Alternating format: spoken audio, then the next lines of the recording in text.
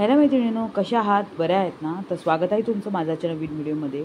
तर मैत्रिणींनो, माधुरी पाटीलला आहे ना, काय करा म्हणतात आहे, रोस्ट करा असं म्हणत आहेत. ठीक आहे. तर माधुरी पाटीलला रोस्ट करा असं सांगत आहेत.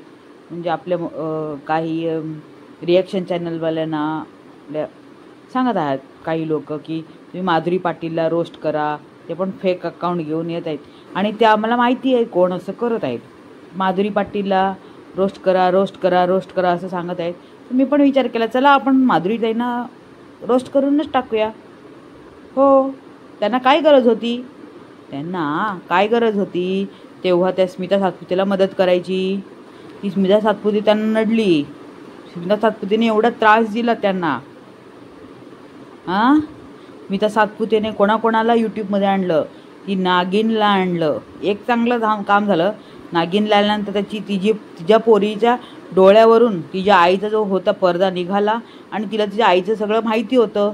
त्याच्यामुळे माधुरी पाटीलला जरा म्हणजे काय म्हणतात सपोर्ट भेटला तिच्यामुळे. जर हा विषय तिच्या पोरीकडे गेलाच नसता तर तिची पोरगी आलीच नसती यूट्यूबमध्ये. ती आल्यामुळे थोडाफार पोलकोल झाला की ती फेकच होती. माधुरी पाटील एवढ्या बोलल्या लोकांना, जनतेला बोलले की ती फेक आहे. तिचं काही नाही. लोकांनी ऐकलं नाही अजिबात. लोक तिच्या सपोर्टलाच होते की नाही ती आहे, वकील आहे. पण जेव्हा माधुरी पाटील वाघजी यांनी म्हटलं की ती फेक आहे तेव्हा त्यांनी त्यांच्यावर किती आरोप केला. ह्या लोकांनी तिचं जे पहिलं मूल गेलं होतं त्या मुलाचं सुद्धा म्हणजे घाणघाणे केलं की माधुरी पाटील इकडे गेली, माधुरी पाटील तिकडे गेली, तो पाटील असा आहे, माधुरी त्यांच्यावर अफेअर आहे, असं तसं म्हणून.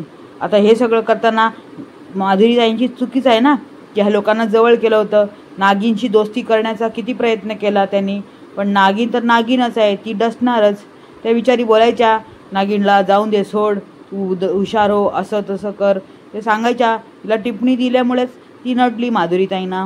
ती माधुरीताईंच्या डोक्यावरच बसली. पण माधुरीताई पण हुशार आहे. त्यांच्या कारमध्ये मोठा बांबू असतो ना, तिने 2 हाणलं तिला. म्हणजे खरोखर नाही बरं का, माधुरी पाटील बोलतात ना, सीधा बोलतात, स्ट्रेट फॉरवर्ड. आणि त्या हुशारसुद्धा आहेत. ठीक आहेत. असे काही ते ऐरे नथू गैरे नाही. त्यांच्या लाईव्हमध्ये ना किती लोक असतात ते जाऊन बघा. आल्ले मोठे सांगतात की माधुरी पाटीलला काय करा, रोस्ट करा. माधुरी पाटीलला रोस्ट करायला कोणाची हिंमत नाही झाली आहे. ठीक आहे ना. आता दुसरं पॉईंट मी सांगते. माधुरी पाटीलने स्मिता सातपुतेला सपोर्ट केला.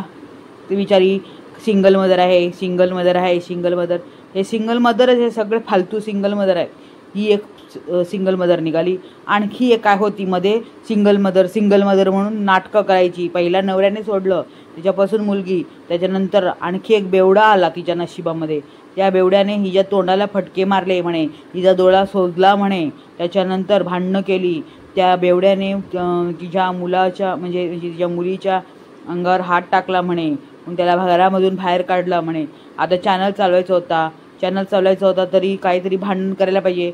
माधुरी पाटीलला जवळ घेऊन माधुरी पाटीलला बोलले की माझ्या नवऱ्याला मला त्रास देतो, असं तो बेवडा आला लाईव्हमध्ये. त्या बेवड्याला लाज वाटते का? बाई माणसाशी कसं म्हणजे लाईव्हवर बोलायचं. तो बेवडा झोपूनच लाईव्हवर होता, निर्लज्ज बेवडा. आता निघाला ठेला घेऊन आणि थू करतो आणि म्हणते सकाळची मुलं शाळेत जातात कसे गो, एक्झाम असते हो का, तुझा अख्खा दिवस तुझा नवरा ठेला लावून बसतो.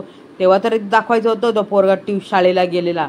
जेव्हा जातोय तेव्हा तर दाखवायला पाहिजे होतं. आणि म्हणते की काय इथे 12वीची एक्झाम चालली. हाय बावलट बाई, तुझा पोलीस म्हणतो ना, तुझा तो व्हिडिओ आहे ना, मी सगळं काय म्हणते ना, मी सेव्ह करून ठेवलेला आहे. त्या पोलीसला मी स्वतः विचारेन की तू एका बाईला म्हणजे पागल बाई आहे म्हटलं. त्या पोलीसला राईट कोणी दिला? त्याला कोण पोलीस बनवलं? त्या व्यक्तीला कोण पोलीस बनवलं की त्या एका बाईचा व्हिडिओ बघून तिला पागल म्हणू शकतो? त्या पोलीसला मला विचारायचं आहे की जेव्हा एका गोवाचा तो आहे, तो आता गोवामध्ये शिमग्यासाठी गेला आहे, त्याने त्या माणसाने पुरामध्ये म्हणजे गाव एक सगळं खराब झालं होतं, लोकांकडून पैसे घेतले, ते पैसे त्या गावाला पोचले का नाही ते मला प्रूफ द्या म्हणे त्या पोलीसला. असे मी पोलखल बोलते, त्याच्यामुळे काय होतं, तुम्हाला झोंबतं. बरोबर आहे की नाही? पोराला पहिल्या शाळेत पाठव, त्याचा व्हिडिओ दाखव आणि नंतर दाखव तुझ्या ठेल्यावर. तर या माधुरी पाटीलने ह्या ह्या बाईला पण मदत केली होती, सपोर्ट केला होता, पण ही पण माधुरी त्याच्या डोक्यावर बसली. म्हणते माधी माधी, हो तुझ्या आईच्या घरी जेवायला आली होती ना ती माधी.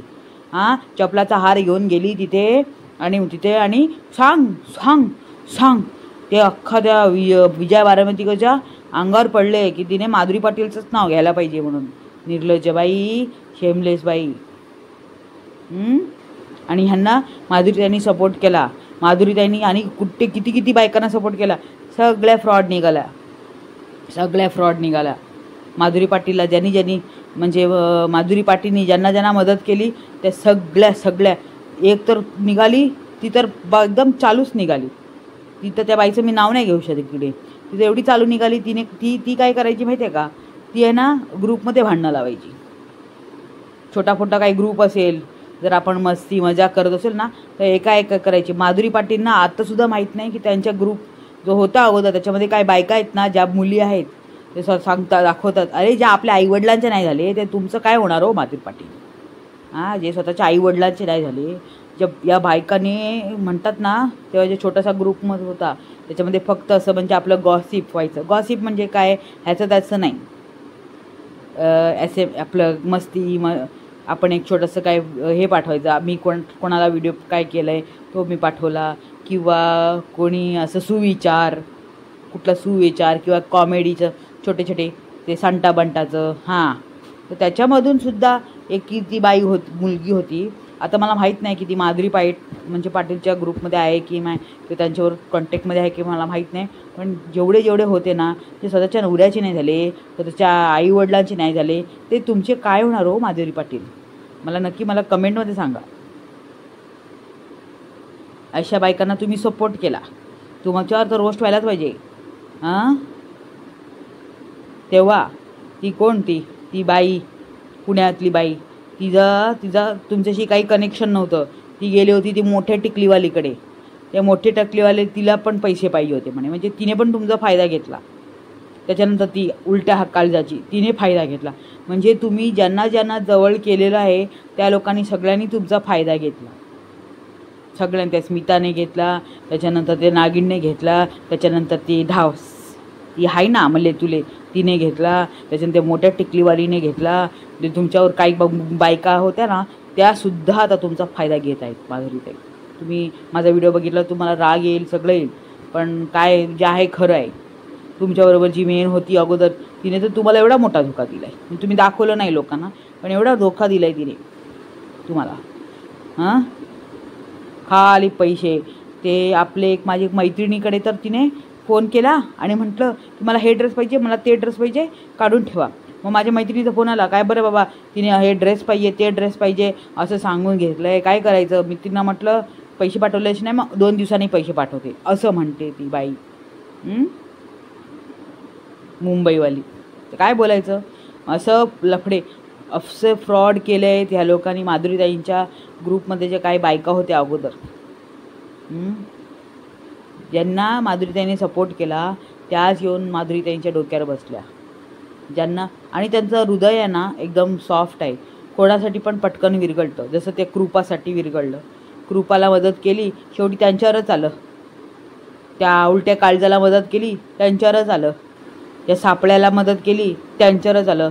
स्मिता सातपुतेला मदत केली, ती स्मिता सातपुते लास्टला तिला फोन करून सांगते, एक बुड्डी मेरे पीछे पडी आहे. तर मला एवढंच सांगायचं आहे की तुम्ही कोणाला मदत करायला जाऊ नका. तुमचं जे काय आहे ते सुरळीत आहे, ते कॉमेडी करा, मस्त करा. व्हिडिओ तुमचे आहेत मस्त चालतात, लाईव्ह तुमचं आम्ही बघतो. आम्ही तिथे कमेंट नाही केली तरीसुद्धा आम्ही असतो. फक्त आमच्यावर विश्वास ठेवा तुम्ही. आम्ही तुमच्या सपोर्टला नेहमीच असणार. पण तुमच्या जवळ ज्या बायका आहेत ना, ते फेक अकाउंट करून आहे ना, फेक अकाउंट करून तुम्ही म्हणतात की लहान आहे ना, तेच हुशार असतात. ठीक आहे ना. त्यासाठी एवढंच मला सांगायचं होतं. माधुरी पाटीलना मी रोस्ट केलेलं आहे. बाकीचं माधुरीताईंना राग बिग येणार नाही ते मला माहिती आहे, कारण मी खरंच बोललेली आहे. तर त्यांनी सगळ्यांना मदत केली आणि सगळ्यांनी त्यांचा फायदाच उचलला. आता कोण उचलतं आहे की नाही ते मला माहीत नाही, कारण आता तर मी कोणाला म्हणजे त्यांच्या ग्रुपमध्ये जे आहेत त्यांना कोणाला ओळखत नाही. पण अगोदर ज्या होत्या त्या बायका त्या सगळ्या काय होत्या, एक्सेप्ट 1-2 बरं का, एक्सेप्ट 1-2 ज्या होत्या त्या चांगल्या होत्या. बाकीचं ते शोभा आईनं तर एवढा त्रास दिला होता ह्या लोकांनी, एवढा त्रास दिला होता मी विचार नाही करू शकत. शोभाई एवढ्या चांगल्या होत्या, त्यांना तर एवढा त्रास दिला होता ह्या लोकांनी. हां, खरोखर त्यांनी तर तेव्हा जे बोलले होते ते खरोखर बरोबरच बोलले होते. पण त्यांनासुद्धा एवढा त्रास दिला, त्या एज असून त्यांना शिव्या श्रापा दिला.